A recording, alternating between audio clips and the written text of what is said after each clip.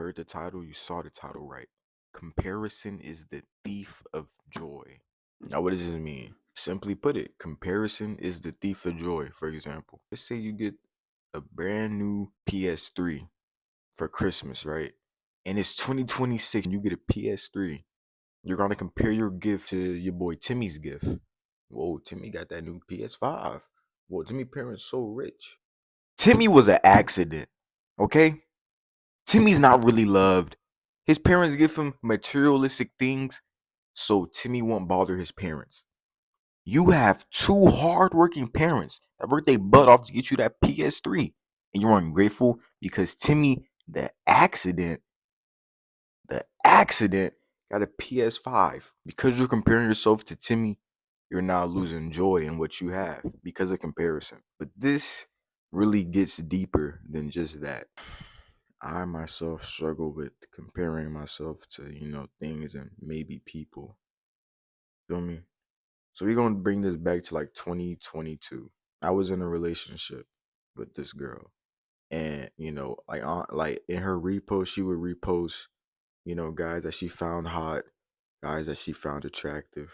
Okay, slow down. This sound bad on pen and paper. Keep in mind I'm maybe like 14 here. Feel me? So boom. She doing all that. And I was low-key kind of like comparing myself to them. Like they dreads was longer than mine. They had like better jaw lines and blah blah blah. And because of that, I lost joy in myself. Now I could look back on myself back then and be like, you know what, I was okay, a little cute. I got the baby face going, but I don't look too bad, And matter of fact, let me pull up a picture real quick. That is a horrible example. Okay, boom. This is January 2023. Now this might not be the best example, but I look like a regular dude. You know what? I'll put the picture up on the screen real quick. That's my example right there. Though comparison is the thief of joy. But this also ties later into my current life. I'm a senior in high school. No job, no car. Seniors at my school, they got sources of income. They got bread. They have cars. I walk outside because like my school is like the school and then it's the student parking lot. And I see all these cars. Somebody got a Dodge Challenger. My homegirl, she driving Impala. My other homegirl got a Jeep, gang. She has a Jeep. And that mug was brand new with 0 miles. Brand new Jeep with 0 miles. It got like probably 20K because she drove it up to 20K. But dang, people got it like that. You feel me? And then I'm in class, right? I'm talking to my homegirl. She like her first car budget gonna be like 15K or 25K, something like that. I'm like, dang, you might as well go put down a down payment for a brand new car. Talk to me.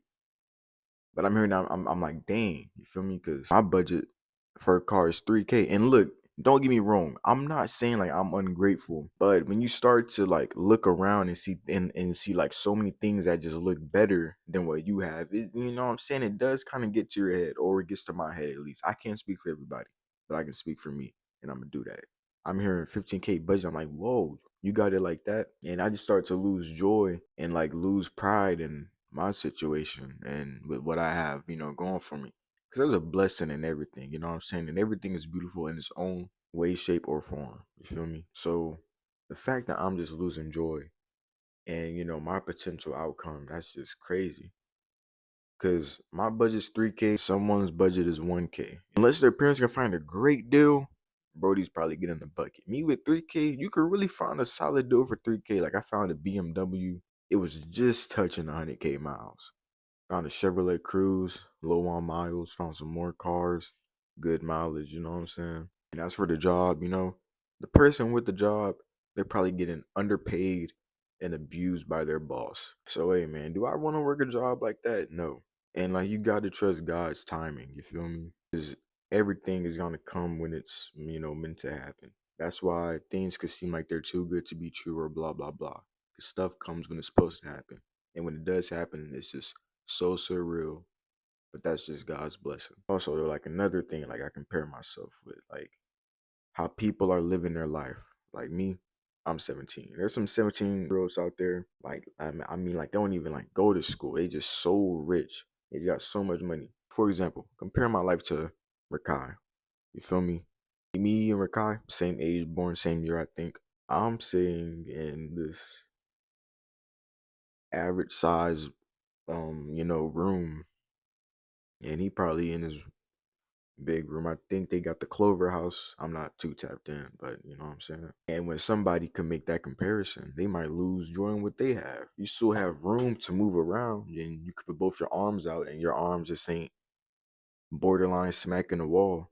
Yes, his room is bigger, but your room is different in its own way, and different in a good way. I mean, you know what I'm saying? And just don't compare. And you have to find joy in what you have. You have to find love in what you have. You got to find pride in what you have.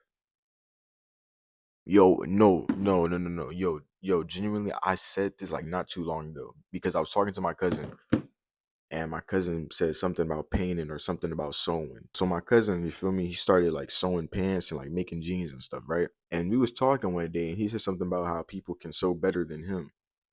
And okay, somebody gonna always be better than you at something. For example, me, I you know, I'm a dancer. I be doing the Michael Jackson dances and all that stuff. You feel me? I'm a good dancer. I'm solid. I'm decent. I can admit that.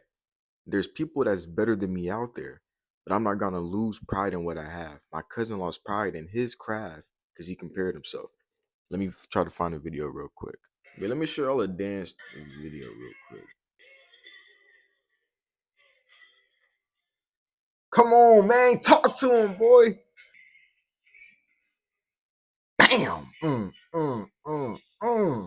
Ooh, cold. Look. Yeah, I can sew, but there's obviously niggas better than me. Yeah, I can sew, but there's obviously niggas better than me. At sewing? Yes. And there's niggas, I mean, nobody is. And people are better at me than dancing. But I can still have pride in my dancing. You know what I'm saying? Like, I'm not going to talk down on my dancing just because somebody can dance better than me. You feel me? So you got to find a pride in what you're doing, regardless of who bet. Oh, regardless of who better, who not better, blah blah blah. And that's comparison is the thief of joy. You're comparing, so you're losing pride in your craft, losing pride in what you have, you're losing pride in your situation. And it shouldn't be like that, man. This is why self-love is so important, because it's so easy to self-hate, but it's hard to self-love. You'll go to your favorite fast food place and you'll order what you want, what you genuinely want, and you'll be like, oh, I'm such a big back.